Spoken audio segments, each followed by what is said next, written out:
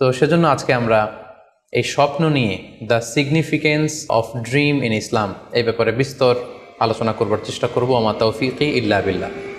আজকে বেসিকলি স্বপ্নের ব্যাপারে আমরা 10টি পয়েন্টে কথা উপস্থাপন করবার চেষ্টা করব। সেগুলো হচ্ছে, প্রথমে আমরা জানবো স্বপ্নের গুরুত্ব ও তাৎপর্যের ব্যাপারে, তারপর জানবো স্বপ্নের প্রকারভেদ, ভালো স্বপ্ন দেখলে করণীয়, খারাপ স্বপ্ন দেখলে করণীয়, তারপর কোন ধরনের স্বপ্নের ব্যাখ্যা প্রয়োজন এবং কোন স্বপ্নের ব্যাখ্যা প্রয়োজন নেই, সত্য স্বপ্নের আলামত অথবা কিভাবে বুঝবো যে আমার স্বপ্নটা অর্থবহ কিনা, স্বপ্নের ব্যাপারে কিছু ইসলামী দিক নির্দেশনা, স্বপ্নে আল্লাহ রাসূল সাল্লাল্লাহু আলাইহি সাল্লামকে দেখা প্রসঙ্গে, যুগে যুগে স্বপ্ন ব্যাখ্যায় কারা পারদর্শী ছিলেন, এবং সবশেষে কোরআন সুন্নাহর আলোকে বিভিন্ন প্রতীক বা চিহ্নের দিকে খেয়াল রেখে স্বপ্নের ব্যাখ্যা। এই 10টি পয়েন্টে আজকে আমরা স্বপ্ন নিয়ে আলোচনা করার চেষ্টা করব ইনশাআল্লাহ। আমরা সাধারণত অনেকে মনে করে থাকি যে স্বপ্ন হচ্ছে নিছক একটি স্বপ্ন বা এটা কল্পনাপ্রসূত বিষয়। মুমিনের জীবনে বা বিশ্বাসীর জীবনে স্বপ্ন শুধু নিছক স্বপ্ন নয়, বরং এটা মুমিন জীবনে অনেক অর্থবহ এবং তাৎপর্যপূর্ণ। মুমিন জীবনে এটা একটা ভালো স্বপ্ন হতে পারে আল্লাহ তাআলার পক্ষ থেকে কোনো ধরনের সুসংবাদ কিংবা দিক নির্দেশনা, কিংবা হতে পারে বান্দার প্রতি সতর্কবাণী। একচোখা বস্তুবাদীরা বলে থাকে আমরা যখন ঘুমাই তখন মস্তিষ্ক আমাদের স্মৃতিগুলো নিয়ে নাড়াচাড়া করে, আমাদের স্মৃতিগুলোকে পুনর্বিন্যাস করে, আর সেটাই আমাদের কাছে স্বপ্ন হিসেবে ধরা দেয়। অর্থাৎ তারা বলতে চায় যে স্বপ্ন হচ্ছে ঘুমের ঘোরে আমাদের দৈনন্দিন জীবনে ঘটে যাওয়া আমাদের চিন্তা বা ভাবনার প্রতিচ্ছবি।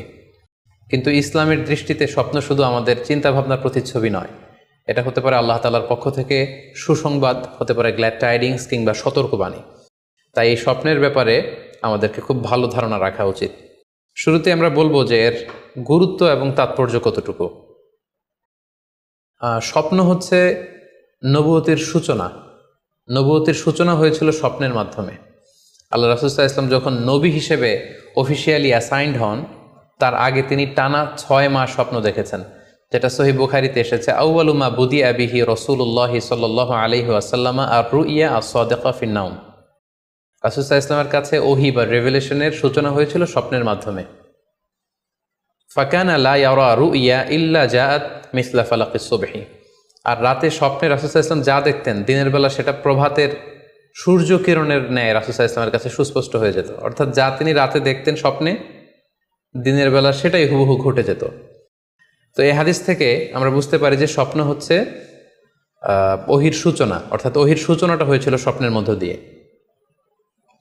পাশাপাশি আমরা জানি যে ইব্রাহিম আলাইহিস সালাম উনি স্বপ্নে দেখেছিলেন যে উনি ওনার কলিজার টুকরো সন্তান ইসমাঈল আলাইহিস সালামকে জবাই করছেন, যেটা সূরাতুস সাফফাতের 102 নম্বর আয়াতে আল্লাহ তাআলা আমাদেরকে বলছেন। ইব্রাহিম আলাইহিস সালাম বলেছিলেন, ইয়া বুনাইয়া ইন্নী আরা ফিল মানামি আন্নী আযবাহুক ফানজুর মাযা তারা। অর্থাৎ, হে আমার সন্তান ইসমাইল, আমি স্বপ্নে দেখেছি যে আমি তোমাকে জবাই করছি, এখন তোমার অভিমত কি, তোমার অপিনিয়ন কি? সাইয়েদনা ইসমাঈল আলাইহিস সালাম বলেছিলেন, ইফআল মা তুমার সাতাজিদুনি ইনশাআল্লাহু মিনাস সাবিরিন। মানে বাবা, আপনি স্বপ্নে যা দেখেছেন আপনি সেটাই করেন, আপনি আমাকে ধৈর্যশীলদের অন্তর্ভুক্ত পাবেন। ছেলের এই মন্তব্য শুনে সাইয়েদনা ইব্রাহিম আলাইহিস সালাম একটি ধারালো ছুরি নিয়ে সাইয়েদনা ইসমাঈল আলাইহিস সালামকে শুইয়ে দিয়ে জবাই করতে শুরু করলেন।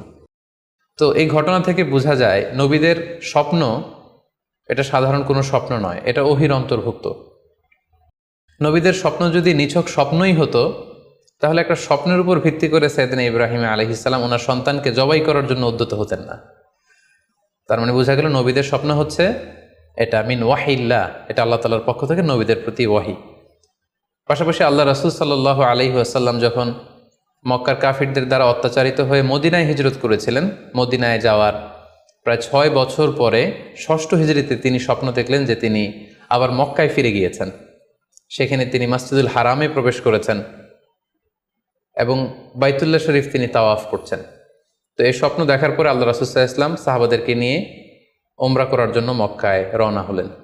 এটাই প্রমাণ করে যে স্বপ্ন যদি নবীদের জন্য নিছক স্বপ্ন হতো, তাহলে এই ঝুঁকি, এই রিস্ক আল্লাহ রাসূল সাল্লাল্লাহু আলাইহি ওয়াসাল্লাম নিতেন না। কিন্তু এই ঝুঁকি নিয়েও তিনি ওমরা করতে গিয়েছিলেন, যদিও সে বছর তিনি ওমরা করতে পারেননি, ওনাকে ফিরে আসতে হয়েছিল। তৎপরবর্তী বছর অর্থাৎ 7ম হিজরিতে তিনি এই ওমরাটি সম্পাদন করেছিলেন। তো এই আয়াত এবং রাসূল সাল্লাল্লাহু আলাইহি ওয়াসাল্লামের এই ঘটনাকে কেন্দ্র করে বোঝা যায় স্বপ্ন শুধু নবীদের জন্য স্বপ্ন নয়, এটা ওহীর অন্তর্ভুক্ত। সূরাতুল ফাতিহা আল্লাহ তাআলা ইরশাদ করছেন, লাকাদ সাদাকাল্লাহু রাসূলাহুর রুইয়া বিল হক লা তাদখুলুন্নাল মাসজিদাল হারামা ইনশাআল্লাহ। অর্থাৎ আল্লাহ তাআলা আপনার স্বপ্নকে হে নবী অবশ্যই সত্যায়ন করবেন এবং অচিরে ইনশাআল্লাহ আপনি মসজিদুল হারামে উমরা করার জন্য প্রবেশ করবেন। তাহলে প্রথমে আমরা জানলাম যে নবীদের কাছে ওহীর সূচনা, বিশেষ করে রাসূল সাল্লাল্লাহু আলাইহি ওয়াসাল্লামের কাছে ওহীর সূচনা হয়েছিল স্বপ্নের মধ্যে দিয়ে। এরপর আমরা জানলাম নবীদের স্বপ্ন নিছক স্বপ্ন নয়, এটা ওহীর অন্তর্ভুক্ত। এ পর্যায়ে আমরা জানব যে বিশ্বাসীদের জন্য, যারা মুমিন, তাদের জন্য স্বপ্নের গুরুত্ব কতটুকু। সেক্ষেত্রে আমরা সহিহ বুখারীর একটা হাদিস উল্লেখ করতে পারি, যেখানে আল্লাহ রাসূল সাল্লাল্লাহু আলাইহি ওয়াসাল্লাম বলেছেন, লাম ইয়াবকা মিনান নবুওয়াতি ইল্লাল মুবাশশিরাত। অর্থাৎ নবুয়ত আর পৃথিবীতে নেই, নবী হওয়ার সুযোগ আর পৃথিবীতে নেই, নবুয়ত বন্ধ হয়ে গিয়েছে। কিন্তু আল্লাহ তাআলার পক্ষ থেকে মুবাশশিরাত কিন্তু বন্ধ হয়নি, মুবাশশিরাত আসবে। সাহাবা জিজ্ঞেস করলেন, ওমাল মুবাশশিরাত, হে আল্লাহ রাসূল মুবাশশিরাত কি? আল্লাহ রাসূল সাল্লাল্লাহু আলাইহি ওয়াসাল্লাম বললেন, আর রুইয়া আস-সালেহা। মুবাশশিরাত হচ্ছে সত্য স্বপ্ন। বিশ্বাসীরা যখন রাত্রিবেলা সত্য স্বপ্ন দেখবে, বিশ্বাসীদের জন্য সত্য স্বপ্ন বা সুন্দর স্বপ্ন নিছক স্বপ্ন নয়, এটা আল্লাহ তাআলার পক্ষ থেকে গ্ল্যাড টাইডিংস, সুসংবাদ হতে পারে অথবা সতর্ক করা হতে পারে। এমনকি আল্লাহ রাসূল সাল্লাল্লাহু আলাইহি সাল্লাম বলেছেন যে ভালো স্বপ্ন হচ্ছে নবুয়তির 46 ভাগের 1 ভাগ। সহিহ বুখারীতে এসেছে, আল্লাহর হাবিব সাল্লাল্লাহু আলাইহি ওয়াসাল্লাম ইরশাদ করেন, আর রুইয়া আস-সালিহা জুজউন মিন 46 জুজআন মিনান নুবুওয়া। অর্থাৎ ভালো স্বপ্ন বা সত্য স্বপ্ন নবুয়তির 46 ভাগের 1 ভাগ। Could you imagine that? কি করে একজন বিশ্বাসীর স্বপ্ন নবুয়তির 46 ভাগের 1 ভাগ হতে পারে? তার মানে মুমিনের স্বপ্ন, একজন বিশ্বাসীর স্বপ্নকে আল্লাহ তাআলা অনেক বেশি গুরুত্ব দিয়েছেন। এটা শুধু স্বপ্ন নয়, এটা হতে পারে আল্লাহ তাআলার পক্ষ থেকে একটা গাইডেন্স, হতে পারে কোনো গ্ল্যাড টাইডিংস, সুসংবাদ, হতে পারে কোনো সতর্কতা বাণী। এজন্য এই স্বপ্নকে, বিশ্বাসীদের স্বপ্নকে আল্লাহ রাসূল সাল্লাল্লাহু আলাইহি ওয়াসাল্লাম নবুয়তির 46 ভাগের 1 ভাগ বলে উল্লেখ করেছেন। কেন তিনি বিশ্বাসীদের স্বপ্নকে নবুয়তির 46 ভাগের 1 ভাগ বলে উল্লেখ করলেন? এর কারণ হচ্ছে, আমরা জানি যে আল্লাহ রাসূল সাল্লাল্লাহু আলাইহি সাল্লাম তিনি নবী হয়েছিলেন কত বছর বয়সে? জি, 40 বছর বয়সে। এবং তিনি পৃথিবী থেকে ইন্তেকাল করেছিলেন 63 বছর বয়সে। অর্থাৎ ওনার নবুয়তির পুরো ডিউরেশনটা ছিল 23 বছর। তাহলে নবুয়তির সময়সীমা ডিউরেশন ছিল 23 বছর। আর নবুয়তি প্রাপ্তির আগে তিনি টানা 6 মাস শুধু স্বপ্ন দেখতেন। তাহলে এই 6 মাসকে যদি আমরা 23 বছর দিয়ে 23 বছরের উপর ভাগ করি, তাহলে এটা 46 ভাগের 1 ভাগ হয়। এবং সে কারণে আল্লাহ রাসূল সাল্লাল্লাহু আলাইহি সাল্লাম সত্য স্বপ্নকে নবুয়তির 46 ভাগের 1 ভাগ বলে ঘোষণা করেছেন। এই পর্যায়ে আমরা জানবো স্বপ্নের প্রকার ভেদের ব্যাপারে। খুব সোজা সাপটা যদি বলতে হয়, তাহলে বলতে হবে যে স্বপ্ন হচ্ছে 3 প্রকার। একটা হচ্ছে আল্লাহ তাআলার পক্ষ থেকে, যেটা আল্লাহ দেখান। আরেকটি হচ্ছে শয়তানের পক্ষ থেকে, যেটি শয়তান মানুষকে দেখায়। আরেকটি হচ্ছে নিজের পক্ষ থেকে, অর্থাৎ সারাদিন আপনি যেটা নিয়ে কনসার্নড, সারাদিন আপনি আপনার চিন্তা ভাবনার মধ্যে যেই জিনিসটাকে স্থান দেন, সেটাই আপনি রাত্রিবেলা দেখেন। অর্থাৎ দিনের বেলা হয়তো কেউ খেলাধুলা নিয়ে খুব ব্যস্ত, সে খুব ফুটবল পছন্দ করে, সারাদিন ফুটবল খেলে। দেখা যাবে যে রাতের বেলাও সে স্বপ্নে দেখছে যে সে ফুটবল খেলছে, অথবা স্টেডিয়ামে যে সে ফুটবল খেলা দেখছে। দিনের বেলা হয়তো সে বাজারে যে ব্যবসা বাণিজ্য করে, রাতেও হয়তো দেখা যাচ্ছে সে যে জিনিসপত্র কিনছে, দরদাম করছে। সো এটা তার পক্ষ থেকে।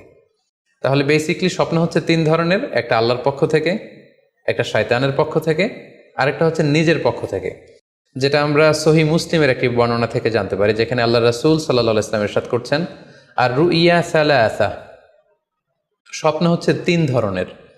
ফারুইয়া আস-সালিহা বুশরা মিনাল্লাহ, যেটা ভালো স্বপ্ন সেটা হয় আল্লাহর পক্ষ থেকে। ওয়া রুইয়া তাহজিনুন মিনাশ শাইতান, আরেকটা স্বপ্ন থাকে যেটা শয়তানের পক্ষ থেকে, সেটা ভয় দেখানো হয়। ভয়ঙ্কর যদি কোনো দুঃস্বপ্ন দেখে থাকেন, তাহলে এটা আল্লাহর পক্ষ থেকে নয়, এই স্বপ্নটা শয়তানের পক্ষ থেকে।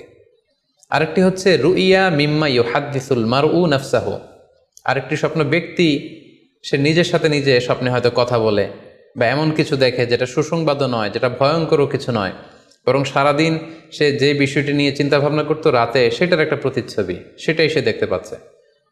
এটা হচ্ছে নিজের পক্ষ থেকে স্বপ্ন। তাহলে খুব সহজে আমরা এভাবে বলতে পারি যে স্বপ্ন 3 প্রকার। একটা হচ্ছে রাহমানি, আর একটা হচ্ছে শাইতানি, আর একটা হচ্ছে নাফসানি। আই রিপিট, আমি আবার বলছি, স্বপ্নের প্রথম প্রকার হচ্ছে রহমানি, দ্বিতীয় প্রকার হচ্ছে শাইতানি, তৃতীয় প্রকার হচ্ছে নাফসানি। যেটা রহমানি সেটা রহমানের পক্ষ থেকে আল্লাহ দেখান, আর যেটা শয়তানি সেটা শয়তানের পক্ষ থেকে শয়তান ভীতিকর পরিবেশ তৈরি করার জন্য বা ভয় দেখানোর জন্য যেটা দেখায়। আরেকটা হচ্ছে নাফসানি, যেটাকে বলা হয় আদগাস ও আহলাম, যেটার কোনো মিনিং হয় না, অর্থাৎ নিজের পক্ষ থেকে নিজের চিন্তা ভাবনার প্রতিচ্ছবি। তাহলে শুরুতে আমরা জানবার চেষ্টা করব যে রহমানি, যেটাকে আরবিতে বলা হচ্ছে রুইয়া বা রুইয়া সদেকা বা সলেহা, সেটা কি, এবং সেটা যদি আমরা দেখি সেক্ষেত্রে আমাদের করণীয় কি। এক্ষেত্রে আমরা সহিহ বুখারীর একটি হাদিসকে উল্লেখ করতে পারি, যেখানে আল্লাহ রাসূল সাল্লাল্লাহু আলাইহি ওয়াসাল্লাম ইরশাদ করেছেন, ইদা রাআ আহাদুকুম রুইয়া ইউহিব্বুহা, তোমাদের কেউ যদি কোনো স্বপ্ন দেখে যে স্বপ্নটা সে পছন্দ করে, মানে স্বপ্নটা দেখে he feels good or she feels good, তার ভালো লাগছে, তাহলে বুঝতে হবে ফা ইন্নামা হিয়া মিন আল্লাহ, এই স্বপ্নটা আল্লাহর পক্ষ থেকে, এটা সাধারণ স্বপ্ন নয়, এটা খুবই অর্থবহ স্বপ্ন। তখন সে কী করবে? ফালিয়াহমাদিল্লাহ আলাইহা, সে তখন এই সুন্দর স্বপ্ন দেখার কারণে আল্লাহ শুকরিয়া করবে, ওয়াল ইউহাদ্দিস বিহা, এবং চাইলে সে এই স্বপ্নের কথা মানুষের কাছে বর্ণনা করতে পারে বা শেয়ার করতে পারে। তাহলে সহিহ বুখারীর এই হাদিসের ভাষ্য অনুযায়ী আমরা যেটা বুঝলাম, আমরা যদি ভালো কোনো স্বপ্ন দেখি তাহলে 3টি কাজ করা যেতে পারে। প্রথমত আল্লাহর প্রশংসা করা, যেহেতু আমি ভালো একটি স্বপ্ন দেখেছি, আল্লাহর শুকরিয়া বা প্রশংসা আমরা করতে পারি। দ্বিতীয়ত চাইলে সুসংবাদ হিসেবে এই স্বপ্নটা আমি কারোর সাথে শেয়ার করতে পারি। আর 3 নাম্বার হচ্ছে এমন ব্যক্তিকে আমি শেয়ার করব যে আমাকে ভালোবাসে বা যে আমার শুভাকাঙ্ক্ষী, তা না হলে আমি হিংসার শিকার হতে পারি।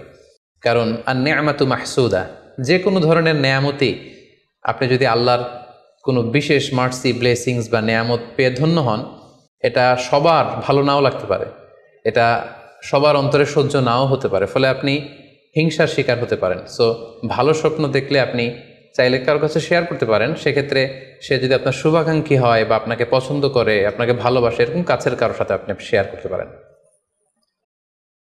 আমরা সবাই নিঃসন্দেহে এরকম ভালো ভালো স্বপ্ন দেখতে চাই, আমরা কেউই ভয়ঙ্কর কোনো স্বপ্ন দেখতে চাই না। আমরা নিঃসন্দেহে এমন স্বপ্ন দেখতে চাই রাতের বেলায় যে এই স্বপ্নে আল্লাহ তাআলার পক্ষ থেকে আমাদের জন্য দিক নির্দেশনা থাকবে, অথবা কোনো সুসংবাদ থাকবে, কিংবা থাকবে আগাম কোনো সতর্কতা বাণী। এ জাতীয় ভালো স্বপ্ন যদি আমরা দেখতে চাই তাহলে আমাদের কি করা উচিত? সেক্ষেত্রে সর্বপ্রথম আমাদের যেটা করতে হবে, আমাদেরকে সত্যবাদী হতে হবে। সাধারণত সত্যবাদীদের স্বপ্ন সত্য হয়ে থাকে।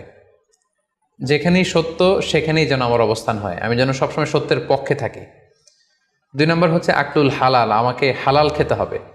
যারা হালাল খায় তাদের স্বপ্ন সাধারণত সত্য হয় এবং অর্থবহ স্বপ্ন হয়। পাশাপাশি আল্লাহ তাআলার দেয়া যে আদেশ নিষেধ সেগুলো আমাকে মেনে চলতে হবে।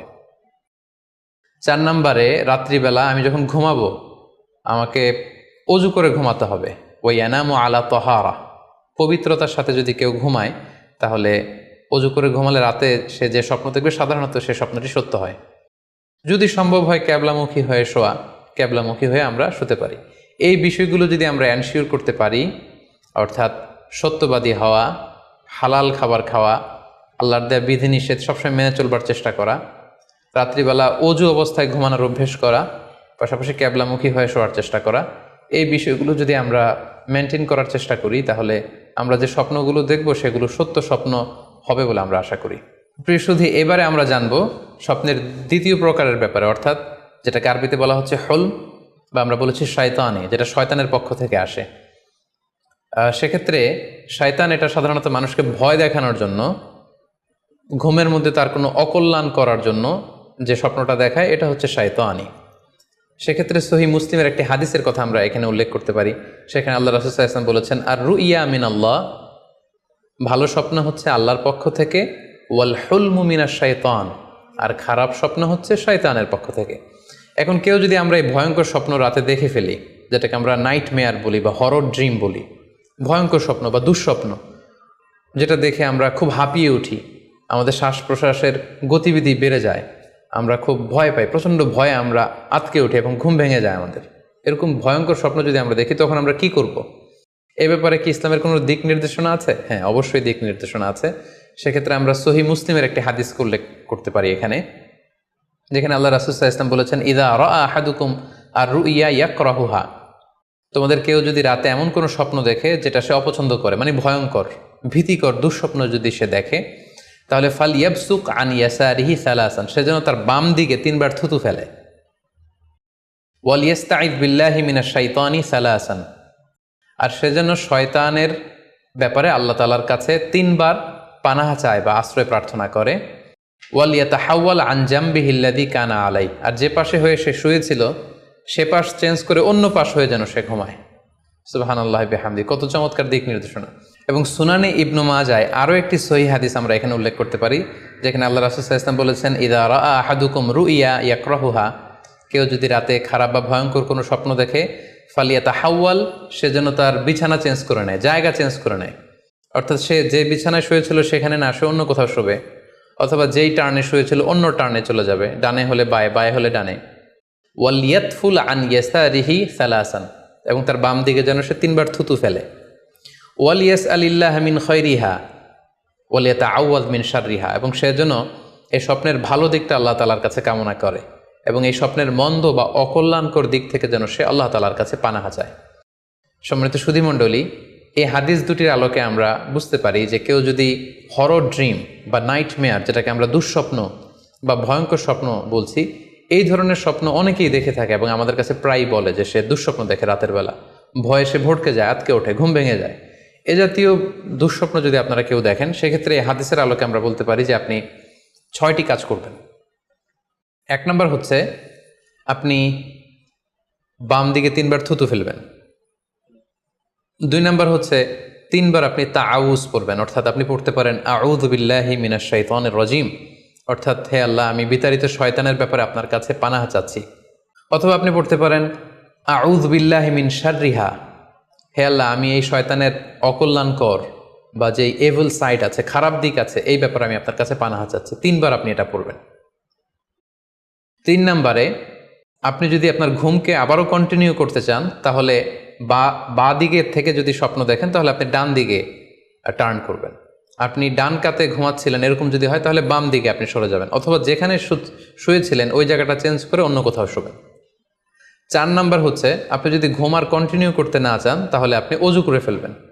তাৎক্ষণিক আপনি আপনার ঘুম যদি আপনি কন্টিনিউ করতে না চান, অজু করে ফেলবেন এবং 2 রাকাত সালাত আদায় করবেন।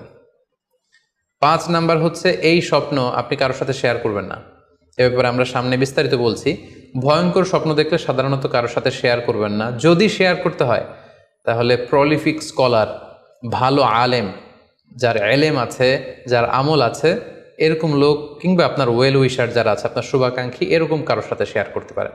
6 নাম্বার, যদি সুযোগ হয় আপনি কিছু চ্যারিটি করে দিতে পারেন, দান করে দিতে পারেন, কারণ সাদাকাতু তারুদ্দুল বালা, দান করলে, চ্যারিটি করলে এটা মানুষের বিপদ বা বালা মুসিবতকে দূর করে দেয়।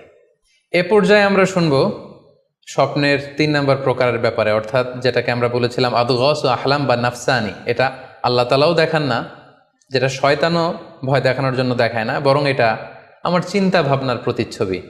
এটা সাধারণত অর্থহীন স্বপ্ন আমরা বলে থাকি, এটার কোনো অর্থ হয় না, বা আমার কল্পনা প্রসূত স্বপ্ন। সারাদিন আমি যেটা নিয়ে ভাবি, যেটা নিয়ে আমি কনসার্ন বা টেন্সড, ওইটাই আমি রাতের বেলায় দেখছি। এ জাতীয় স্বপ্ন যদি আমরা দেখি, তাহলে এই স্বপ্নের কোনো অর্থ নেই, এটাতে কোনো দিক নির্দেশনা নেই, এটা সাধারণত অর্থহীন এবং কল্পনাপ্রসূত স্বপ্ন হয়ে থাকে। এই স্বপ্নের কোনো ব্যাখ্যা হয় না। সম্মানিত সুধী, এ পর্যায়ে আমরা জানবো যে কোন স্বপ্নের ব্যাখ্যার প্রয়োজন হয় এবং কোন স্বপ্নের কোনো ব্যাখ্যার প্রয়োজন হয় না।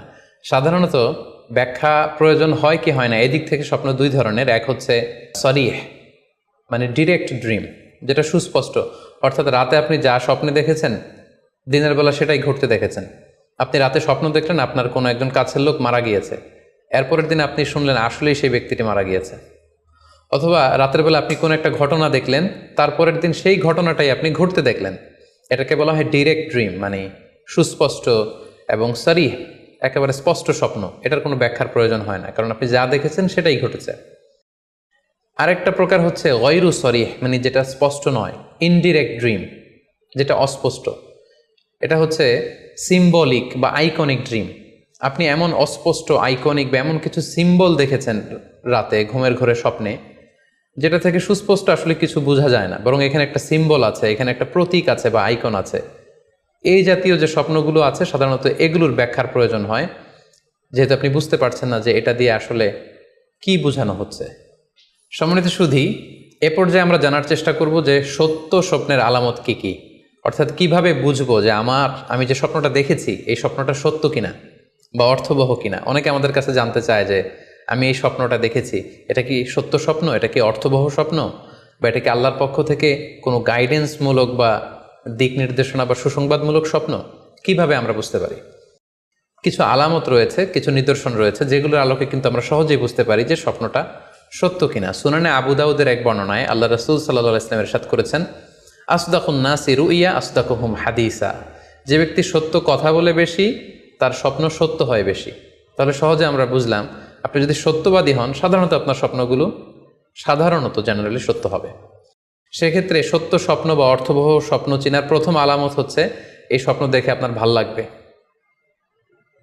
You feel good after seeing the dream. আপনি স্বপ্ন দেখার পরে আপনার খুব স্বস্তি লাগবে, আপনার ভালো লাগবে, আপনার কাছে এই স্বপ্নটা পছন্দ হবে, খুব ভালো লাগবে স্বপ্নটা। যদি এরকম ফিলিং হয় আপনার, তাহলে আপনি বুঝবেন এই স্বপ্নটা সত্য ছিল এবং অর্থবহ ছিল।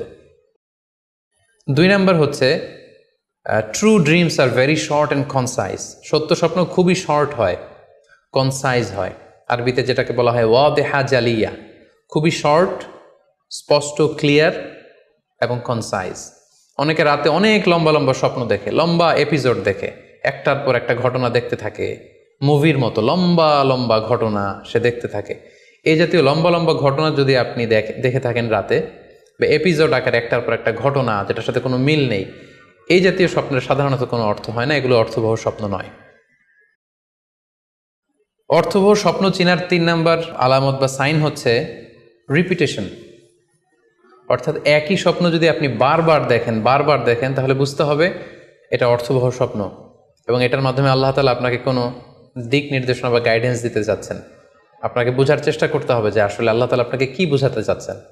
তাহলে 3 নাম্বার হচ্ছে রিপিটেশন। বারবার যদি কোনো স্বপ্ন দেখেন, এই স্বপ্নটা সত্য হবে এবং অর্থবহ হবে। এটা নট নেসেসারি যে আপনি একাই বারবার দেখেন। একজন মানুষ একটা স্বপ্ন বারবার দেখলে যেমনি অর্থবহ, পাশাপাশি একই স্বপ্ন যদি অনেকে দেখে তাহলে সেই স্বপ্নটাও অর্থবহ। অর্থাৎ আপনি একটা স্বপ্ন প্রায় দিন দেখেন, তাহলে বোঝা যাচ্ছে এটা অর্থবহ স্বপ্ন। অথবা একটা স্বপ্ন অনেক লোক একসাথে দেখেছে, তারপরের দিন একে অপরের সাথে শেয়ার করে বোঝা গেল যে সবাই একই স্বপ্ন দেখেছে, তাহলে বোঝা যাবে এটা সাধারণ স্বপ্ন নয়, এটা অর্থবহ স্বপ্ন, মিনিংফুল স্বপ্ন। যেমন এক্ষেত্রে আমরা লাইলাতুল কদরের একটা হাদিসের কথা উল্লেখ করতে পারি। সহিহ বুখারীতে এসেছে, রমাদান মাসে সাহাবারা স্বপ্ন দেখলেন, অনেক সাহাবা একসাথে স্বপ্ন দেখলেন যে ওনাদেরকে বলা হচ্ছে রমাদানের শেষ দশকের শেষ 7 দিনের যে কোনো একদিন কদর হয়ে যেতে পারে। ওনারা সবাই এসে সাহাবা রিদওয়ানুল্লাহি তাআলা আলাইহিম আজমাইন আল্লাহ রাসূল সাল্লাল্লাহু আলাইহি ওয়াসাল্লামের কাছে বললেন, ইয়া রাসূলুল্লাহ, আমি স্বপ্নে দেখেছি যে বলা হচ্ছে কদরের জন্য রমজানের শেষ 7 দিনকে তালাশ করতে। আরেকজন এসে একই কথা বলল যে ইয়া রাসূলুল্লাহ, আমি দেখেছি রমজানের শেষ 7 দিনে কদর হতে পারে। তো এরকম অনেক সাহাবা যখন আল্লাহ রাসূল সাল্লাল্লাহু আলাইহি ওয়াসাল্লামের কাছে এসে এই ঘটনা বলল, তখন আল্লাহ রাসূল সাল্লাল্লাহু আলাইহি ওয়াসাল্লাম বললেন, আরা রুইয়াকুম কদ তাওয়াতাআত ফিস সাবঈল আওয়াখির, যে আমি দেখতে পেলাম যে তোমাদের স্বপ্নটা রমজানের শেষ 7 দিনের ব্যাপারে ঐকমত্য হয়েছে, একই ধরনের স্বপ্ন তোমরা সবাই দেখেছো, তাই তোমরা রমজানের শেষ দশকের শেষের 7 দিনে কদর তালাশ করো। রমজানের শেষ দশকের শেষ 7 দিনে কদর হয়ে যাওয়ার সম্ভাবনা বেশি। সেই বুখারীর এই হাদিসের আলোকে কিন্তু আমরা বুঝতে পারলাম যে একটি স্বপ্ন, একই ধরনের ঘটনা যদি অনেকে দেখে তাহলে এটা অর্থবহ। পাশাপাশি এক্ষেত্রে আমরা আজানের হাদিসটি উল্লেখ করতে পারি। আমরা এখন নামাজের আগে যে আজান দেয়া হয়, শুরুর দিকে কিন্তু সাহাবাদের এই আজানের পদ্ধতি জানা ছিল না। তখন সাহাবারা আল্লাহ রাসূল সাল্লাল্লাহু আলাইহি ওয়াসাল্লামের সাথে কনসাল্ট করছিলেন যে কিভাবে আজান দেওয়া যায়, অর্থাৎ কিভাবে ঘোষণা দেওয়া যায় সালাতের জন্য। একজন সাহাবা বলল, আমরা আগুন জ্বালিয়ে দিব, আগুনের ধোঁয়া দেখে মদিনার সবাই বুঝবে যে এখন সালাতের সময়, তো সবাই চলে আসবে। আরেকজন বলল, না, প্রতিদিন আগুন জ্বালানো এটা নিরাপদ না, বরং আমরা খ্রিস্টানদের মতো বেল বাজিয়ে দিব, একজন বেল রিঙ্গার রাখবো, যে ঘন্টা বাজালে ঘন্টার আওয়াজ শুনে খ্রিস্টানদের মতো চার্চে যেন লোকজন আসে, বাকিরা সবাই নামাজ পড়তে চলে আসবে। তো এক একজনের এক এক পরামর্শ শুনে আল্লাহ রাসূল সাল্লাল্লাহু আলাইহি ওয়াসাল্লাম কোনো সিদ্ধান্তে আসতে পারলেন না। তারপরের দিন একজন সাহাবা চমৎকার একটি স্বপ্ন দেখলেন। তিনি স্বপ্নে দেখলেন, ওনার নাম হচ্ছে আব্দুল্লাহ ইবনে যায়েদ ইবনে আব্দে রব্বি। উনি স্বপ্নে দেখলেন যে একজন লোক, খুব সম্ভবত ফেরেশতা হবেন, তার গায়ে 2টা সবুজ রঙের জামা এবং তার হাতে বেল, ঘণ্টা। তখন তিনি ওনাকে জিজ্ঞেস করলেন, আপনি কি ঘন্টা বিক্রি করেন?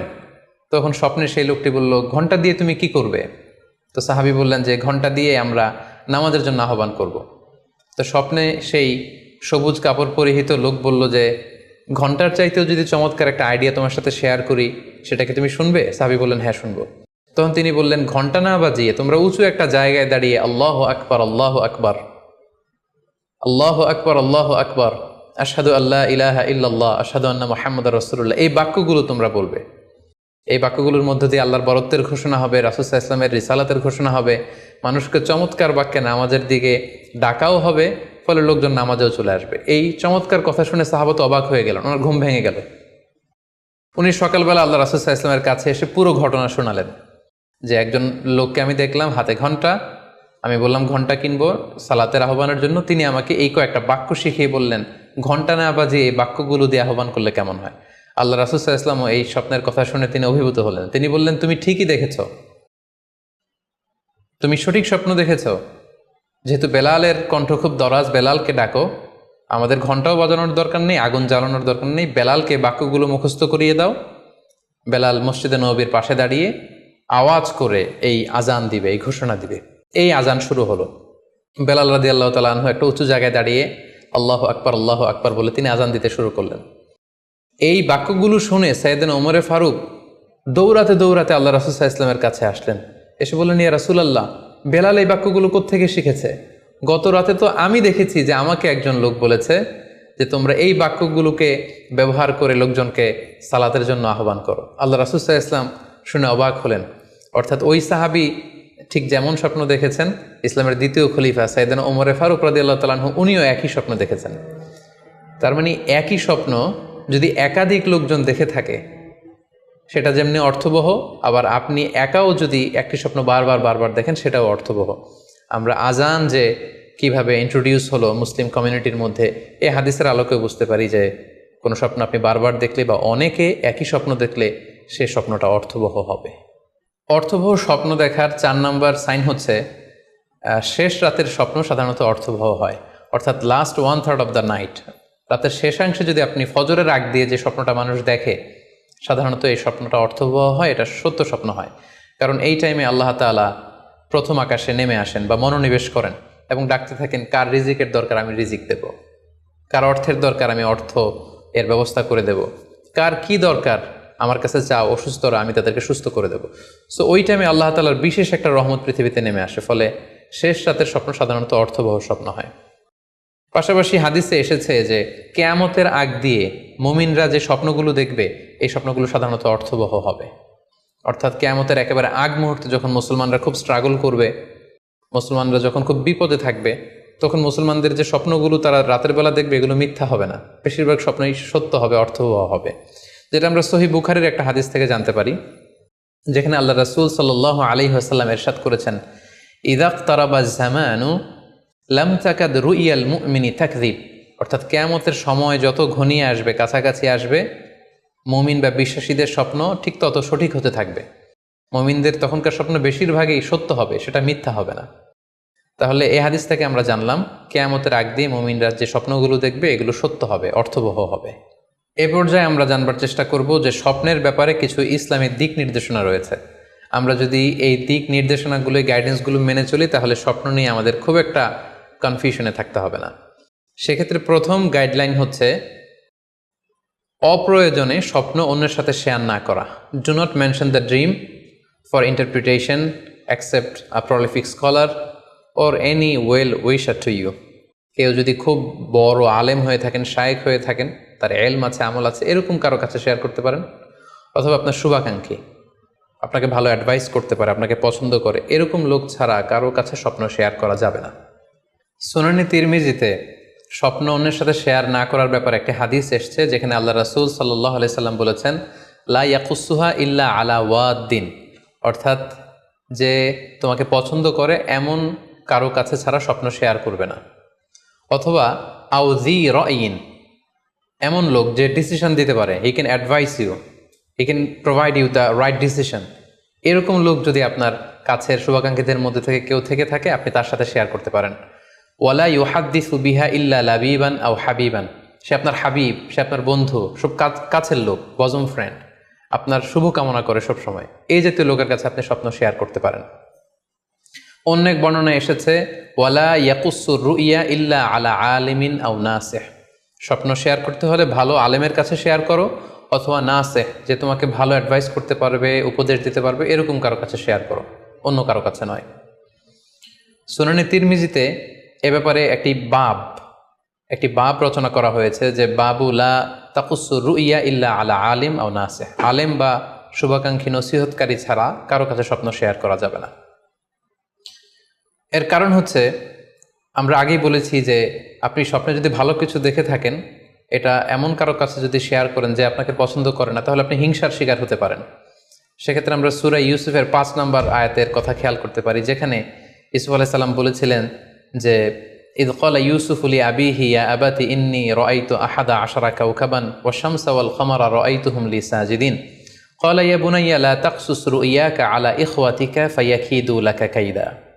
ছোট্ট ইউসুফ আলাইহিস সালাম তিনি স্বপ্নে দেখলেন যে চন্দ্র, সূর্য এবং আকাশের 11টা তারা সবকিছু ওনার সম্মানে সিজদায় লুটিয়ে পড়েছে।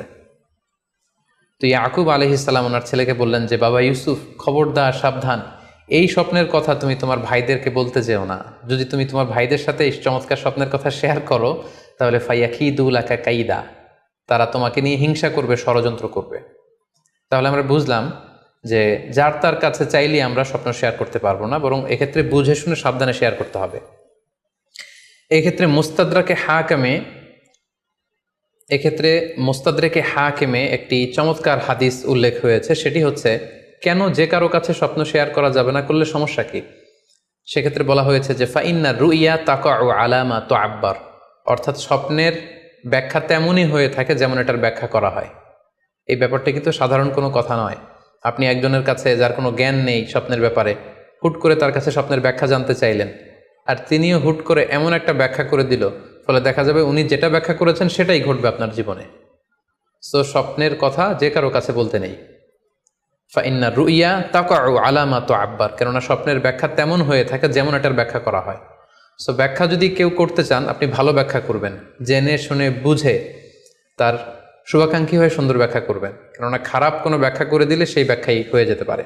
স্বপ্নের কথা কেন যে কোনো মানুষের কাছে শেয়ার করতে নেই, তার কারণ হিসেবে আমরা সুনানে দারমির একটি হাদিসকে এখানে উল্লেখ করতে পারি, যে হাদিসটিকে ইবনে হাজার আল আসকালানি উনি ওনার ফাথুল বারিতে হাসান বলে উল্লেখ করেছেন। আল্লাহ রাসূল সাল্লাল্লাহু আলাইহি ওয়াসাল্লামের কাছে মদিনাতে প্রায় একজন নারী এসে স্বপ্নের ব্যাখ্যা জানতে চাইতেন। সে নারী বলতেন যে ইয়া রাসূলুল্লাহ, আমি প্রায়ই স্বপ্নে দেখি যে আমার ঘরের একটি পিলার ভেঙে গিয়েছে এবং আমি অন্ধ সন্তান প্রসব করেছি। এই নারীর স্বামী ছিল ব্যবসায়ী এবং সারা বছর ব্যবসার কারণে বিভিন্ন জায়গায় তিনি ঘুরে বেড়াতেন, এবং যখন ফিরে আসতেন যাওয়ার সময় তিনি স্ত্রীকে প্রেগনেন্ট অবস্থায় রেখে যেতেন, অর্থাৎ গর্ভবতী, আর এই বাচ্চাকে পেটে নিয়ে এই নারী সবসময় এই স্বপ্ন দেখতে থাকতেন। তো রাসূল সাল্লাল্লাহু আলাইহি ওয়াসাল্লাম স্বপ্নের ব্যাখ্যায় বললেন, তুমি চিন্তা করো না, তোমার স্বামী সহি সালামতে ফিরে আসবে এবং তুমি সুন্দর সন্তান প্রসব করবে, ভালো সন্তান। এভাবেই চলছিল, যতবার তার স্বামী ফিরে আসে, সুস্থভাবে ফিরে আসে এবং সে সুন্দর সন্তান জন্ম দিচ্ছিল। হঠাৎ একবার সে নারী আল্লাহ রাসূল সাল্লাল্লাহু আলাইহি ওয়াসাল্লামের বাসায় এসে দেখলেন যে আল্লাহ রাসূল সাল্লাল্লাহু আলাইহি ওয়াসাল্লাম ঘরে নেই।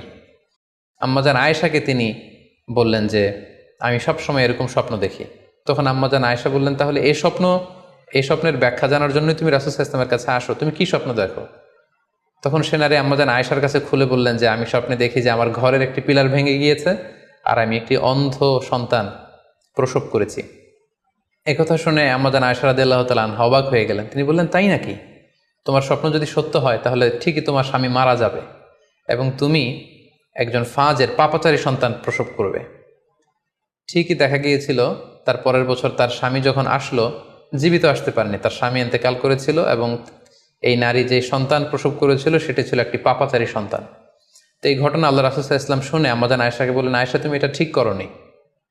তুমি যদি কখনো কারো স্বপ্নের ব্যাখ্যা করো, তুমি ভালো ব্যাখ্যাটা করবে, কখনো মন্দ দিক থেকে ব্যাখ্যা করবে না। হয় চুপ থাকবে, ব্যাখ্যাই করতে যাবে না, আর যদি স্বপ্নের ইন্টারপ্রিটেশন তুমি করতে চাও তাহলে ভালো ব্যাখ্যাটা করবে। সম্মানিত, শুধু এজন্য যে কারো কাছে আমরা চাইলেই স্বপ্নের কথা জানাতে পারি না, বরং সে যদি আপনার শুভাকাঙ্ক্ষী হয়, সে যদি স্বপ্ন ব্যাখ্যায় পারদর্শী হয়, সে যদি ভালো আলেম হয়, তাহলে তার কাছে আপনি স্বপ্নের ব্যাখ্যা জানতে চাইতে পারেন। এক্ষেত্রে আমরা ইমাম মোহাম্মদ ইবনে সিরিনের আরও একটি চমৎকার ঘটনার কথা উল্লেখ করতে পারি। মোহাম্মদ ইবনে সিরিন উনি ছাত্রদেরকে নিয়ে একবার তালিম দিচ্ছিলেন। এ সময় হঠাৎ এক নারী এসে বললেন যে আমি স্বপ্নের ব্যাখ্যা জানতে চাই, মোহাম্মদ ইবনে সিরিন কোথায়? ছাত্ররা বলল উনি একটু বাইরে গিয়েছেন। আপনি স্বপ্নে কি দেখেছেন? মহিলাটি বলল যে আমি স্বপ্নে দেখেছি আমার ছেলে সাগর থেকে শুধু পানি পান করছে। হঠাৎ সেই মসজিদ থেকে এক ছাত্র বলল, তাই নাকি? আপনি যদি এই স্বপ্ন দেখে থাকেন তাহলে আপনার বাচ্চাটা মারা যাবে। ইমাম মোহাম্মদ ইবনে সিরিন পরবর্তীতে যখন আসলেন, এসে ছাত্রদের কাছে যখন জানতে পারলেন, তখন তিনি বললেন যে তুমি কেন এই স্বপ্নের ব্যাখ্যা করেছো? কারণ সাগরের লোনা পানি এটা যে সবসময় অযোগ্য, পানের অযোগ্য ব্যাপারটা এমনটা নয়। সাগরের ভেতরে তো মণিমুক্তাও আছে।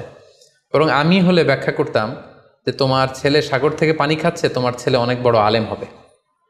কিছুদিন পরে আরেক লোক এসে মোহাম্মদ ইবনে সিরিনের কাছে জানতে চাইলেন যে আমি স্বপ্নে দেখছি যে আমার ছেলে সাগর থেকে শুধু পানি নিয়ে খাচ্ছে। তিনি বললেন আশা করা যায় তোমার ছেলে অনেক বড় আলেম হবে। ঠিকই দেখা গেল কিছুদিন পরে যেই মহিলাটি স্বপ্নের ব্যাখ্যা জানতে এসেছিলেন তার ছেলেটি মারা গিয়েছে। আর ওই যেই লোক মোহাম্মদ ইবনে সিরিনের কাছে স্বপ্নের সুন্দর ব্যাখ্যা নিয়ে গেলেন, তার ছেলে ওই সময়ের অনেক বড় আলেম হয়েছিল। এজন্য সম্মানিত শুধু যে কারো কাছে স্বপ্নের ব্যাখ্যা জানতে চাইতে নেই। আর স্বপ্নের ব্যাখ্যা যদি করতে হয় ভালো ব্যাখ্যা করতে হবে, তা না হলে চুপ থাকতে হবে। স্বপ্নের ক্ষেত্রে ইসলামের যে দিক নির্দেশনা, সেক্ষেত্রে আরও একটি দিক নির্দেশনা হচ্ছে স্বপ্ন কখনো শরীয়তের দলিল হতে পারে না। কেবলমাত্র নবীদের স্বপ্নই হচ্ছে ওহী, কিন্তু আমরা যারা সাধারণ মুসলমান আমাদের স্বপ্ন কখনো শরীয়তের দলিল হতে পারে না। এটা আপনার জন্য কোনো একটা বিশেষ ধরনের অনুধাবন হতে পারে, আপনার বিশেষ ফিলিংস হতে পারে, আপনার একার জন্য কোনো ধরনের গাইডেন্স হতে পারে আল্লাহর পক্ষ থেকে, কিন্তু এটাকে শরীয়তের দলিল বলে চালিয়ে দেওয়া যাবে না। আমরা প্রায় শুনি অমুক পীর সাহেব একটা স্বপ্ন দেখেছেন এবং তার মুরিদেরা এই স্বপ্নের আলোকে বিভিন্ন কাজ করতে শুরু করেছেন, এটাকে শরীয়তের অংশ মনে করে। খুব রিসেন্টলি করোনা ভাইরাস আউটব্রেকের টাইমে মামুন মারুফ নামে এক ছেলের স্বপ্নের কথা আমরা শুনেছিলাম যে ইটালিতে সে স্বপ্ন দেখেছে, করোনা ভাইরাসের সাথে কথা বলেছে। আসলে এই জাতীয় স্বপ্ন কখনো শরীয়তের কোনো সোর্স বা এভিডেন্স হতে পারে না। খুব রিসেন্টলি বুয়েট থেকে পাশ করা মুশতাক মোহাম্মদ আরমান নামে একজন লোকের কথা আমরা শুনেছি যে তিনি দাবি করেছেন তিনি ইমাম মাহাদি, এবং তিনি দাবি করেছেন যে স্বপ্নে তাকে আল্লাহ তাআলা ইমাম মাহাদি বলে পরিচয় করিয়ে দিয়েছে, ফলে লোকজন এসে তার হাতে বায়াত হচ্ছে। অথবা অনেকে দাবি করে থাকেন যে স্বপ্নে তিনি ফকিরি পেয়েছেন, স্বপ্নে এটা হয়েছে সেটা হয়েছে। এরকম কোনো ধরনের স্বপ্নই কিন্তু শরীয়তের অংশ, শরীয়তের দলিল বা এভিডেন্স হতে পারে না। এ পর্যায়ে আমরা জানবার চেষ্টা করব যে স্বপ্নে রাসূলুল্লাহ সাল্লাল্লাহু আলাইহি ওয়াসাল্লামকে দেখা প্রসঙ্গে অনেকে স্বপ্নে আল্লাহ রাসূল সাল্লাল্লাহু আলাইহি ওয়াসাল্লামকে দেখেন, এবং আসলে রাসূল সাল্লাল্লাহু আলাইহি ওয়াসাল্লামকে স্বপ্নে দেখেন কিনা এ ব্যাপারে তাদের মধ্যে অনেক প্রশ্ন থেকে থাকে। এক্ষেত্রে আমরা সহিহ বুখারীর একটি চমৎকার হাদিস উল্লেখ করতে পারি, যেখানে আল্লাহ রাসূল সাল্লাল্লাহু আলাইহি ওয়াসাল্লাম ইরশাদ করেছেন, মান রাআনি ফিল মানামি ফাকাদ রাআনি। যে আমাকে স্বপ্নে দেখলো, আল্লাহ রাসূল সাল্লাল্লাহু আলাইহি ওয়াসাল্লাম নিজে বলছেন যে আমাকে স্বপ্নে দেখলো সে আসলেই আমাকেই দেখলো। কারণ ফা ইন্না শাইতানা লা ইয়াতামাসসালু ফি সূরাতি, শয়তান কখনো আমার আকৃতি, আমার শেপ ধারণ করতে পারে না। অর্থাৎ আপনি যদি রাসূল সাল্লাল্লাহু আলাইহি ওয়াসাল্লামকে স্বপ্নে দেখেন তাহলে আপনি রাসূল সাল্লাল্লাহু আলাইহি ওয়াসাল্লামকেই দেখেছেন, আপনি শয়তানকে দেখেননি। কারণ শয়তান কখনো রাসূল সাল্লাল্লাহু আলাইহি ওয়াসাল্লামের আকৃতি ধারণ করতে পারে না। তাহলে এই হাদিসের আলোকে আমরা বুঝলাম শয়তান কখনো আল্লাহ রাসূল সাল্লাল্লাহু আলাইহি ওয়াসাল্লামের আকৃতি বা শেপ ধারণ করতে পারে না। তখন প্রশ্ন হচ্ছে, আসলে আপনি রাসূল সাল্লাল্লাহু আলাইহি ওয়াসাল্লামকে দেখেছেন নাকি অন্য কাউকে দেখেছেন? শয়তান হয়তো রাসূল সাল্লাল্লাহু আলাইহি ওয়াসাল্লামের আকৃতি ধারণ করলো না, একজন সুশ্রী বয়োবৃদ্ধ সুন্দর আকৃতির মানুষের চেহারা ধারণ করে শয়তান এসে বলল যে আমি আল্লাহ রাসূল। তখন আপনি কিভাবে বুঝবেন যে আপনি রাসূল সাল্লাল্লাহু আলাইহি ওয়াসাল্লামকে দেখেছেন নাকি শয়তানের ধারণ করা অন্য কোনো মানুষের আকৃতিতে কাউকে আপনি দেখেছেন? সেক্ষেত্রে বোঝার মাধ্যম হচ্ছে আল্লাহ রাসূল সাল্লাল্লাহু আলাইহি ওয়াসাল্লামের দাড়ি কেমন ছিল, চেহারা কেমন ছিল, চুল কেমন ছিল, দৈহিক গড়ন কেমন ছিল, আকৃতি কেমন ছিল, এগুলো কিন্তু আমরা হাদিস থেকে পাই, কিংবা শামায়েলে তিরমিজিতে রাসূল সাল্লাল্লাহু আলাইহি ওয়াসাল্লামের বডি স্ট্রাকচার, ওনার চেহারা, ওনার অবয়বের ব্যাপারে বর্ণনা পাই। আপনি স্বপ্নে যাকে দেখেছেন তার চেহারা, আকৃতি এবং বর্ণনা যদি রাসূল সাল্লাল্লাহু আলাইহি ওয়াসাল্লামের দৈহিক বর্ণনার সাথে মিলে যায় তাহলে বোঝা যাবে যে আপনি আসলেই আল্লাহ রাসূল সাল্লাল্লাহু আলাইহি ওয়াসাল্লামকে দেখেছেন। কিন্তু আপনি স্বপ্নে দেখা মানুষটি তার চেহারার সাথে যদি রাসূল সাল্লাল্লাহু আলাইহি ওয়াসাল্লামের চেহারার যে বর্ণনা সেটির সাথে যদি কোনো মিল না থাকে, যদি তার চেহারা রাসূল সাল্লাল্লাহু আলাইহি ওয়াসাল্লামের চেহারার মতো না হয়, শামায়েলে তিরমিজিতে যে বর্ণনা আছে সেরকম যদি না হয়, তাহলে বোঝা যাবে আপনি রাসূল সাল্লাল্লাহু আলাইহি ওয়াসাল্লামকে দেখেননি, বরং অন্য কাউকে দেখেছেন। এক্ষেত্রে আমরা মুহাম্মদ ইবনে সিরিনের ঘটনা উল্লেখ করতে পারি। ওনার কাছে কেউ এসে যদি বলতো যে আমি স্বপ্নে আল্লাহ রাসূল সাল্লাল্লাহু আলাইহি ওয়াসাল্লামকে দেখেছি, তখন মুহাম্মদ ইবনে সিরিন জিজ্ঞেস করতেন তুমি কি দেখেছো বলো তো, তুমি যাকে দেখেছো তার দাড়ি কেমন, তার চেহারা কেমন, তার চোখ নাক কেমন, তার গড়ন কেমন।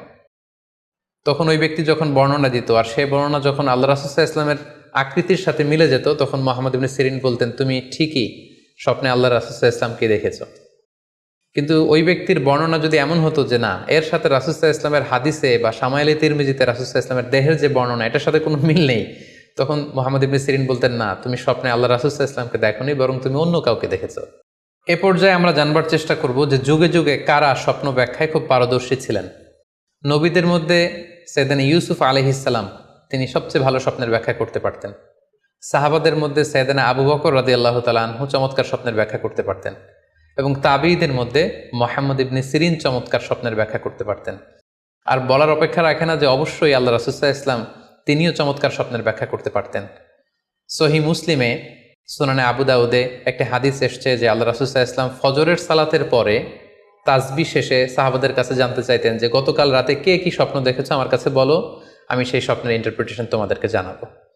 কানা নবী সাল্লাল্লাহু আলাইহি ওয়াসাল্লাম ইযা সাল্লা সুবহা আকবালা আলাইহিম বিওয়াজহিহি ফাকালা হাল রাআ আহাদুম মিনকুম আল বারিহাতা রুইয়া। সহিহ মুসলিমের বর্ণনা, ফজরের নামাজের পর তিনি প্রত্যেকদিন জিজ্ঞেস করতেন, গতকাল রাতে কেউ কি কোনো ভালো স্বপ্ন দেখেছো, কেউ কি কোনো স্বপ্ন দেখেছো, আমার কাছে উল্লেখ করো, আমি এটার ব্যাখ্যা করে দিব। সম্মানিত শুধু আমরা বলছিলাম যে ইউসুফ আলাইহিস সালাম খুব ভালো স্বপ্নের ব্যাখ্যা করতে পারতেন, এবং সূরা ইউসুফের 111 নম্বর আয়াতে ব্যাপারে আল্লাহ উল্লেখ করেছেন সাইয়েদনা ইউসুফ আলাইহিস সালামের কথা, যে তিনি বলেছেন, রব্বি কদ আতাইতানি মিনাল মুলকি ওয়া আল্লামতানি মিন তা'ওয়িলিল আহাদিস।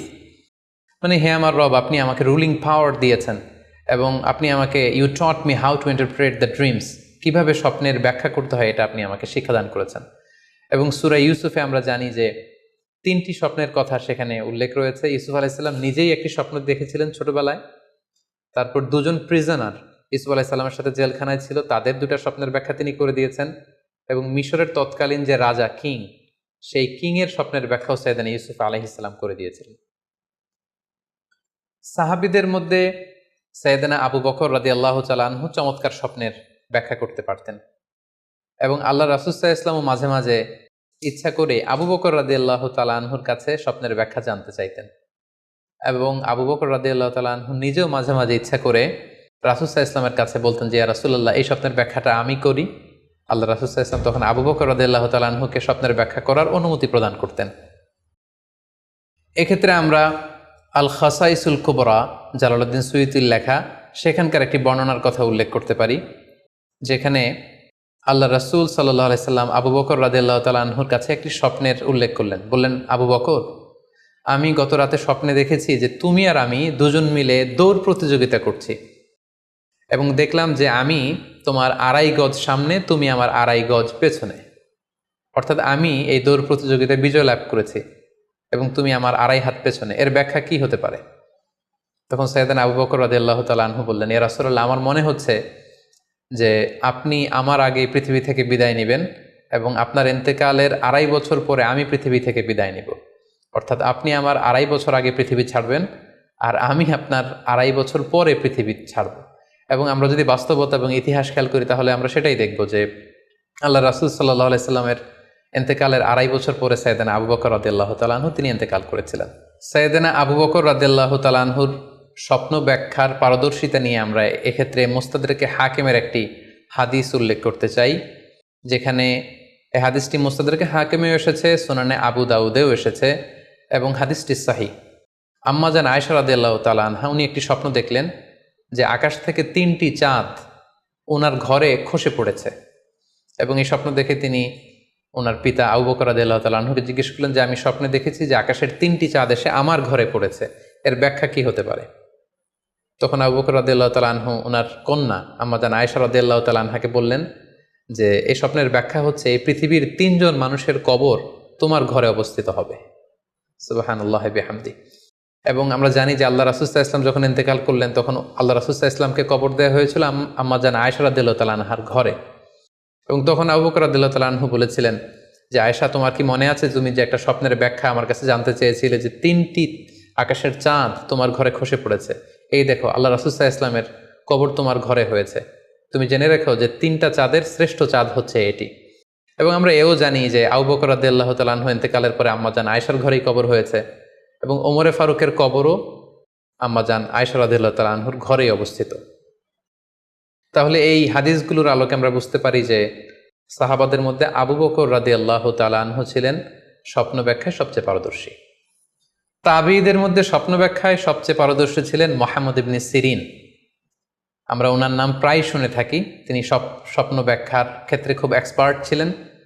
তিনি ওসমান রাদিয়াল্লাহু তাআলা আনহু যখন ইসলামের খলিফা, তখন বসরা নগরীতে মুহাম্মদ ইবনে সিরিন জন্মগ্রহণ করেন এবং অনেক সাহাবা থেকে তিনি অনেক হাদিস বর্ণনা করেছেন। এবং তিনি ইমাম আবু হানিফা আলাইহি রাহমার সমসাময়িক ছিলেন।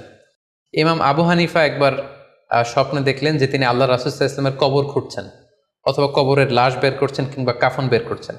এই স্বপ্ন দেখে ইমামুল আযম আবু হানিফা রাহিমাহুল্লাহ উনি বিচলিত হয়ে গেলেন যে এই আমি কি স্বপ্ন দেখলাম, যে আমি রাসূল সাল্লাল্লাহু আলাইহি ওয়াসাল্লামের কবর খুঁড়ছি, সেখান থেকে কাফন বের করছি। কেউই এই স্বপ্নের ব্যাখ্যা করতে পারলেন না। তখন ইমাম মুহাম্মদ ইবনে সিরিনের কাছে যখন জানতে চাওয়া হলো, তখন মুহাম্মদ ইবনে সিরিন বললেন যে হাযা রাজুলুন ইউহয়ি সুন্নাত রাসূলিল্লাহ, অর্থাৎ যে ব্যক্তি এই স্বপ্ন দেখেছে তার মাধ্যমে আল্লাহ রাসূল সাল্লাল্লাহু আলাইহি ওয়াসাল্লামের হাদিসের বা সুন্নাহর পুনর্জীবন হবে। তিনি রাসূল সাল্লাল্লাহু আলাইহি ওয়াসাল্লামের সুন্নাহগুলোকে পুনরুজ্জীবন দান করবেন, পুনরুজ্জীবিত করবেন। এবং বাস্তবে আমরা এটাই দেখেছি যে ইমাম আবু হানিফার চিন্তা, ওনার থট, ওনার মাযহাব গোটা বিশ্বে সমৃদ্ধি লাভ করেছে, মানুষ এটাকে গ্রহণ করেছে। ওনার বুদ্ধিবৃত্তিক যে চিন্তা, ওনার ফিকহি ইস্তেমবাদগুলো গোটা বিশ্বে আল্লাহ রাসূল সাল্লাল্লাহু আলাইহি ওয়াসাল্লামের হাদিসগুলোকে আরও প্রাণবন্তভাবে মুসলিম উম্মার কাছে রিপ্রেজেন্ট করেছে। আমরা আপাত দৃষ্টিতে মনে হচ্ছিল যে এটা একটা খারাপ স্বপ্ন, যে ইমাম আবু হানিফা তিনি রাসূল সাল্লাল্লাহু আলাইহি ওয়াসাল্লামের কবর খুঁড়ছেন, লাশ বের করছেন বা কাফন বের করছেন। কিন্তু মুহাম্মদ ইবনে সিরিন চমৎকার ব্যাখ্যা করেছেন যে হাযা রাজুলুন ইউহয়ি সুন্নাত রাসূলিল্লাহ, এই লোক তো এমন লোক হবে যে রাসূল সাল্লাল্লাহু আলাইহি ওয়াসাল্লামের সুন্নাহকে পুনরুজ্জীবন দান করবে। এই পর্যায়ে আমরা জানবার চেষ্টা করব যে কোরআন সুন্নাহর আলোকে বিভিন্ন সিম্বল বা প্রতীক বা চিহ্নের দিকে খেয়াল রেখে স্বপ্নের ব্যাখ্যা করা। আমরা বলেছিলাম যে কিছু কিছু স্বপ্ন আছে খুব সফিস্টিকেটেড, সিম্বলিক বা আইকনিক, যেখানে কোনো ইঙ্গিত দেয়া হচ্ছে, ইঙ্গিতবহ, এবং যেটার ইন্টারপ্রিটেশন না করলে এটা দিয়ে আসলে কি বোঝানো হচ্ছে এটা বোঝা যায় না। সেক্ষেত্রে কোরআন সুন্নাহর আলোকে, স্কলারদের অভিজ্ঞতার আলোকে কিছু আইকন বা সিম্বল, এগুলোর মিনিং কি হতে পারে সে ব্যাপারে আমরা জানবার চেষ্টা করব। এক্ষেত্রে আমরা বলবো যে কেউ যদি স্বপ্নে রশি দেখে, স্বপ্নে যদি সে রশি দেখে, তাহলে এটা গুড সাইন। এটা কেমন যেন আল্লাহর সাথে একটা প্রতিশ্রুতির সাথে সম্পৃক্ত, কারণ আল্লাহ তাআলা কোরআনে ইরশাদ করেছেন ওয়াতাসিমু বিহাবলিল্লাহি জামিআ। আরবিতে রশি আরবি হচ্ছে হাবল, মানে ওয়াতাসিমু বিহাবলিল্লাহি জামিআ, তোমরা আল্লাহর রজ্জু বা রশিকে আঁকড়ে ধরো। তাহলে রশি দেখা মানে এখানে আমরা আল্লাহর ওয়াদাগুলো যেন পূরণ করি, আল্লাহর আনুগত্য যেন আমরা প্রপারলি করতে পারি, এটা ইঙ্গিত করছে। এরপর স্বপ্নে যদি আমরা কাক দেখি, এটা সাধারণত একটা নেগেটিভ সাইন বহন করে, কারণ কাককে আল্লাহ রাসূল সাল্লাল্লাহু আলাইহি ওয়াসাল্লাম ফাসিক বা ফুয়াইসিক বলেছেন। সো আমরা যদি স্বপ্নে কাক দেখি, এটাকে আমরা পজিটিভ কোনো সাইন মনে না করে নেগেটিভ সাইন মনে করতে পারি। তৃতীয়ত, আমরা যদি স্বপ্নে লম্বা কাপড় দেখি, এটা গুড সাইন। কারো গায়ে যদি লম্বা জামা থাকে তাহলে এটা গুড সাইন, আর খাটো জামা থাকলে সাধারণত এটা নেগেটিভ সাইন। এক্ষেত্রে আমরা সহিহ বুখারীর একটা হাদিস উল্লেখ করতে পারি। আল্লাহর হাবিব সাল্লাল্লাহু আলাইহি ওয়াসাল্লাম বলেছেন যে আমার সামনে অনেক মানুষকে পেশ করা হলো, তাদের কারো জামা নাভি পর্যন্ত, কারো জামা হাঁটু পর্যন্ত, কারো জামা পা পর্যন্ত। আর সেক্ষেত্রে ওমরে ফারুককে দেখলাম যে এত লম্বা জামা পরে সে হেঁটে যাচ্ছে, সে তার জামা টেনে টেনে নিয়ে যাচ্ছে। তো সাহাবারা বললেন মা আউয়ালতাহু ইয়া রাসূলুল্লাহ, হে আল্লাহর রাসূল, আপনার এই স্বপ্ন থেকে আপনি কি বোঝাতে চাইলেন? আল্লাহ রাসূল সাল্লাল্লাহু আলাইহি ওয়াসাল্লাম বললেন আউয়ালতুহু আদ-দীন, এটা দ্বারা আমি দিনদারি বোঝাতে চাইলাম। অর্থাৎ যার জামা লম্বা তার মানে তার তাকওয়া বেশি বা তার দিনদারি বেশি। আর স্বপ্নে যদি কারো জামা খুব ছোট খাটো বা জামাহীন অবস্থায় কাউকে দেখা হয়, এটা সাধারণত তার দিনদারি কমে যাচ্ছে বা তার তাকওয়া is decreasing day after day, এটার একটা সাইন বহন করে। পাশাপাশি দুধ, স্বপ্নে যদি কেউ দেখে সে দুধ খাচ্ছে, এটা একটা ভালো সাইন। স্বপ্নে দুধ খেতে যদি দেখা হয় তাহলে তার জ্ঞান বৃদ্ধি পাবে বলে এটা একটা সাইন বা আলামত বহন করে। সেক্ষেত্রেও আমরা বুখারীর একটা হাদিস উল্লেখ করতে পারি, যেখানে আল্লাহ রাসূল সাল্লাল্লাহু আলাইহি ওয়াসাল্লাম একটা স্বপ্নের কথা সাহাবাদেরকে শেয়ার করছিলেন। তিনি বললেন যে আমাকে এক বাটি দুধ দেয়া হলো, আমি সেখান থেকে দুধ খেলাম, তারপর দেখলাম যে আমার আঙ্গুল থেকে দুধ বের হচ্ছে, আর সেখানে যে অবশিষ্ট দুধ রয়ে গেল সেটা আমি ওমরে ফারুকের মুখে দিলাম। ওমরে ফারুক সেই অবশিষ্ট দুধটা খেলো। এই স্বপ্নের কথা শুনে সাহাবারা বললেন, মা আউয়ালতা বিহি ইয়া রাসূলুল্লাহ, হে আল্লাহ রাসূল, এটা দিয়ে আপনি কি ব্যাখ্যা করলেন? ফামা আউয়ালতাহু ইয়া রাসূলুল্লাহ, আল্লাহ রাসূল সাল্লাল্লাহু আলাইহি ওয়াসাল্লাম বললেন, আল ইলম, এটা দিয়ে আমি জ্ঞানের ব্যাখ্যা করেছি। অর্থাৎ দুধ হচ্ছে জ্ঞানের প্রতীক। দুনিয়াতেও তো আমরা দেখি যে দুধ হচ্ছে সুষম একটা খাবার, খাদ্যের পুষ্টিগুণের 6টি গুণাগুণ দুধের মধ্যে পাওয়া যায়। সো কেউ যদি স্বপ্নে দেখেন যে তিনি দুধ পান করছেন, আশা করা যায় এটা তার জন্য ভালো সাইন, তার জ্ঞান বাড়বে বলে আমরা ধারণা করতে পারি। এবার স্বপ্নে যদি কেউ দেখে যে সে আজান দিচ্ছে, এটাও ভালো সাইন। স্বপ্নে আজান দেয়া এটা সাইন হচ্ছে সে হয়তো অচিরে হজ করতে যাবে। হজের সাথে আজানের কি সম্পর্ক? এর কারণ হচ্ছে সূরা হজ্জে আল্লাহ তাআলা সাইয়েদনা ইব্রাহিম আলাইহিস সালামকে যখন বলেছিলেন যে তুমি হজ শুরু করো, তখন তিনি বলেছিলেন, ইব্রাহিম তুমি আজান দাও, ওয়া আযযিন ফিন নাসি বিল হজ্জ ইয়াতুকা রিজালা ওয়া আলা কুল্লি দামির ইয়াতিনা মিন কুল্লি ফাজ্জিন আমিক। অর্থাৎ হে ইব্রাহিম তুমি আজান দাও। ইব্রাহিম আলাইহিস সালাম বললেন, কোথায় আজান দিব? চারদিকে তো মরুভূমি। আল্লাহ তাআলা বললেন, ইব্রাহিম তুমি আজান দাও, এই আজানের আওয়াজ বা শব্দ পৃথিবীর সবার কানে আমি পৌঁছে দেব। তো সাইয়েদনা ইব্রাহিম আলাইহিস সালাম তখন হজের আজান দিলেন বা ঘোষণা দিলেন। আজান শব্দের অর্থ হচ্ছে অ্যানাউন্স, টু অ্যানাউন্স, মানে ঘোষণা দেয়া। সো আপনি যদি স্বপ্নে দেখেন যে আপনি আজান দিচ্ছেন বা কেউ আজান দিচ্ছে, তাহলে সে অচিরে হজ করবে বা হজ রিলেটেড কোনো একটা ব্যাখ্যা হতে পারে। এভাবে আজানকে হজের সাথে সম্পৃক্ত করা হয়েছে এবং এটা ভালো একটি স্বপ্ন। এবার স্বপ্নে যদি কেউ গর্ত দেখে, যে সে গর্ত খুঁড়ছে বা তার জন্য কেউ গর্ত করছে, এটা ষড়যন্ত্রের সাথে সম্পৃক্ত। কেননা আরবি প্রবাদে আছে যে মান হাফারা হুফরাতান ওয়াকা ফিহা, কেউ যদি কারোর জন্য গর্ত করে তাহলে সেই গর্তে সে নিজে আগে পড়বে। তাহলে গর্ত করা মানে অনেকটা কারো বিরুদ্ধে শত্রুতা করা বা ষড়যন্ত্র করার একটা চিহ্ন বহন করে। এবার স্বপ্নে যদি কেউ নৌকা দেখে বা শিপ দেখে, জাহাজ দেখে, যে সে জাহাজে আরোহণ করছে বা নৌকায় আরোহণ করছে, এটা তার জন্য একটা ভালো সাইন। সে কোনো বিপদ থেকে মুক্তি পাবে বলে ধারণা করা যেতে পারে। কারণ সূরা আনকাবুতের 15 নম্বর আয়াতে আল্লাহ বলছেন, ফাআনজাইনাহু ওয়া আসহাবাস সাফিনাতি ওয়া জাআলনাহা আয়াতাল লিল আলামিন। অর্থাৎ আমি নূহ আলাইহিস সালাম এবং তার সাথের ঈমানদার সবাইকে আমি এই নৌকায় উঠিয়েছি এবং মহাপ্লাবন থেকে তাদেরকে আমি বাঁচিয়েছি।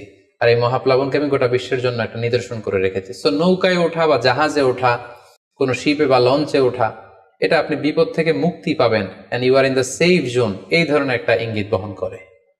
ইমাম মুহাম্মদ ইবনে সিরিনের কাছে এক লোক এসে বলল যে, ইমাম, রাআইতু কাআন্নী আহরুসু আরদান লা তুমবিত।